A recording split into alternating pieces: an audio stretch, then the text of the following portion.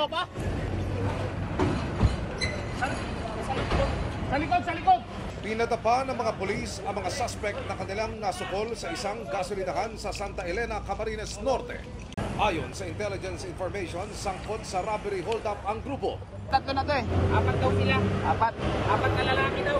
Ang kanila umanong huling nilooban tindahan ng mga computer at gadgets sa Mindanao. Hindi bababa sa 10 laptop at kung ano-ano pang ebidensya ang narecover sa mga suspect. Sila po ay may mga daladalang mga PNP uniforms or assorted PNP uniforms na kung saan based po sa panayam at interview po ng ating pong mga tropa ay ginagamit po nila sa pagkukubli ng kanilang mga identification. Ayon sa sumbong, binobolt cutter ng grupo ang mga establishmentong kanilang pinapasok. Lipat-lipat sila pag may mga target sila doon, lalo sa mga probinsya na limited yung mga CCTV. Yun ang kinakanahan nila. Ganun po kalawak yung network. Sila po ay mga nakatira dito po sa Central Luzon, mostly dito sa part po ng Bulacan at Zambales, sir.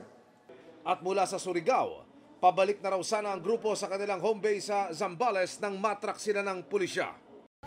5 kataong nadakip na pawang hindi muna nagbigay ng komento. Para sa GMA Integrated News, Emil Sumangil, Nakatutok, 24 Oras.